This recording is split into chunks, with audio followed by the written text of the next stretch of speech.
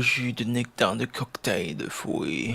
Bonjour, bonsoir à toutes et à tous et bienvenue dans Jus de Ciné, l'émission qui parle de cinéma de façon plus ou moins rapide et agréable et qui se consomme comme un jus de fruits. On se retrouve aujourd'hui pour le 55e numéro de Jus de Ciné qui sera consacré au mois de mai et juin 2026. Qu'est-ce que j'ai vu ces dernières semaines? Eh bien, voyons voir ça tout de suite. Good Luck, Have Fun, Don't Die, le grand retour de Gore Verbinski s'est malheureusement fait dans la confidence avec un film sincère et généreux rempli de bonnes idées qui a malgré tout des difficultés à faire exister ses personnages et à doser ses effets qui vient par moments dans le too much, sympathique mais pas marquant. 6. Clochette et la pierre de lune, le personnage principal est encore plus insipide et l'histoire n'est pas très palpitante, c'est vraiment juste chiant.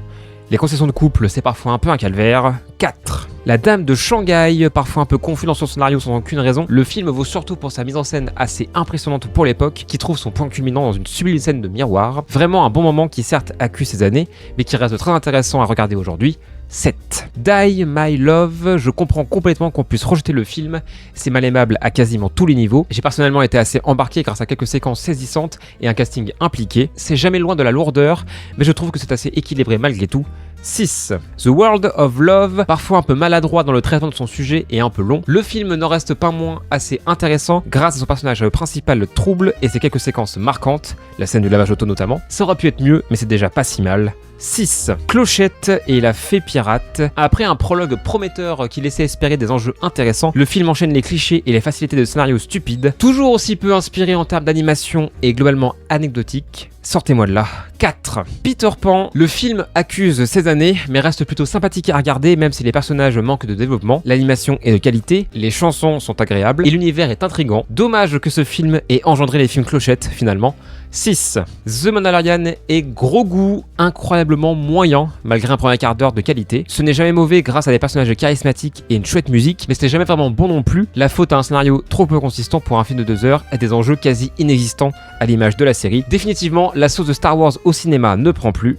5. Anastasia, j'ai eu du mal à pleinement m'investir dans l'histoire que je trouve un peu programmatique, mais l'animation est belle et les personnages sont plutôt attachants, rien de bien marquant mais un sympathique moment. 6. Obsession. Succès mérité pour ce film d'horreur généreux et jubilatoire qui arrive assez bien à conjuguer angoisse et humour malgré un sujet très sérieux dans le fond. Les acteurs sont excellents, Indy Navarrete en tête évidemment. Les jeux de lumière sont ingénieux et certaines séquences font forte impression. Petit bémol sur quelques trous de scénario et un manque de subtilité par instant. Le futur de l'horreur est tout de même entre de bonnes mains. 7. Histoire de la nuit. Un manque d'intensité globale qui empêche le film de vraiment décoller malgré un prémisse intéressant. Le casting a du mal à nous faire croire à ses personnages et le long métrage pâtit d'une écriture assez brumeuse. Reste une bonne mise en scène et une jolie photographie.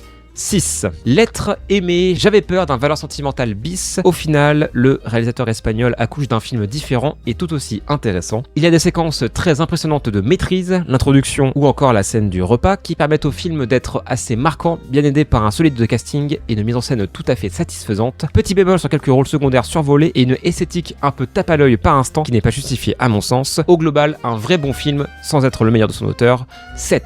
Cusco, l'empereur mégalo, on m'avait vendu un Disney différent et fun, je me retrouve avec un film sympathique mais qui a du mal à vraiment sortir des sentiers battus et donc à marquer. Je n'ai pas trouvé l'ensemble si drôle et inspiré malgré quelques séquences réussies et des personnages attachants. Est-ce encore une découverte trop tardive? 6. Blue Velvet, un Lynch troublant, incroyablement sensuel et captivant, porté par des acteurs excellents et une mise en scène comme toujours aux petits oignons. Le petit plus, c'est ce final qui sonne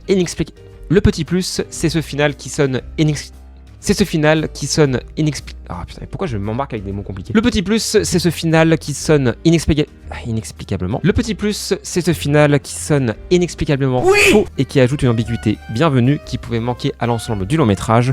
Pas son meilleur, mais à voir. 7. Un bonheur n'arrive jamais seul, une comédie romantique assez basique qui a au moins le mérite de ne pas être trop mal réalisée en plus d'avoir quelques chouettes idées notamment au niveau de sa bande son. Maintenant, le duo principal a du mal à vraiment convaincre et les variations de ton réguliers ont du mal à nous embarquer, assez moyen en finale. 5. Hercule.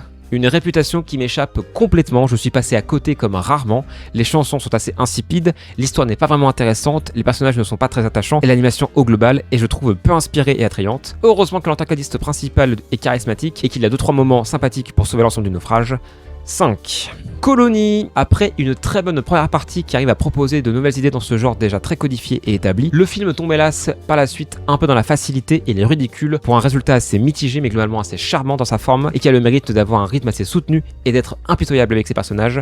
6. The Plague, un premier film assez fort porté par des jeunes acteurs épatants et une mise en scène intelligente. Son ambiguïté sur sa dimension fantastique en fait un long métrage fascinant et intrigant qui reste en tête après le visionnage, sans conteste un cinéaste à suivre de près. 7. La Belle au bois dormant, un classique Disney qui réussit l'exploit de ne pas trop accuser ses années, lui pour le coup, et qui comporte même quelques très beaux moments musicaux. Ça se suit sans déplaisir et il a quelques belles idées visuelles, dommage qu'il soit pour le coup presque trop court et que son histoire ait des difficultés à être vraiment passionnante. 6. Disclosure Day. Oui, c'est assez niais et le scénario est faillible, mais quelle générosité dans la mise en scène et dans la caractérisation de ces personnages. Les acteurs sont excellents, le rythme est très bien géré et certaines séquences sont vraiment grisantes, un vrai bon moment incompris. 7. The Furious, le scénario est assez pauvre et certains FX sont un peu douloureux, mais c'est évidemment un délire jubilatoire et jouissif pendant ces scènes d'action, même si aucune n'arrive à atteindre le niveau d'un The Raid. Les personnages sont attachants et il y a quelques idées de mise en scène sympas, un vrai plaisir régressif, loin d'être parfait mais qui fait du bien. 7. Pile poil, un court-métrage plutôt mignon et émouvant aux acteurs convaincants, un petit moment sympathique qui aurait pu malgré tout aller encore plus loin dans son propos. 6. Backrooms. Absolument pas déçu, ce jeune homme a définitivement du talent car il réussit à étendre son univers tout en conservant sa cohérence en y ajoutant des nouvelles idées franchement prometteuses. L'ambiance globale est vraiment pesante, portée par des acteurs impliqués et une mise en scène loin du tape à l'œil qui va à l'essentiel. Les séquences fan footage restent les meilleures du long métrage et dommage que la dernière partie en dévoile un peu trop sur la mythologie. Vivement la suite. Il a quel âge déjà, Ken Parsons ? 7. La bataille de Gaulle partie 1, l'âge de fer. Les 160 minutes passent bien malgré des plans dégueulasses et des personnages franchement inégaux. Le film a du mal à vraiment avoir du souffle, mais il se suit sans déplaisir grâce à un bon casting et des séquences assez ludiques. On est loin de la qualité du Chant du Loup, précédent film du réal, mais ça a au moins le mérite de donner envie de voir la suite, c'est déjà ça.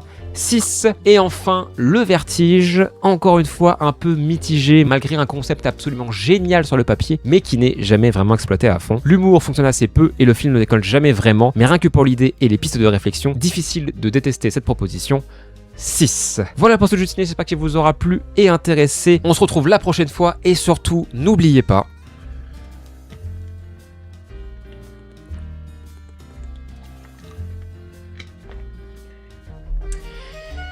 hydratez-vous.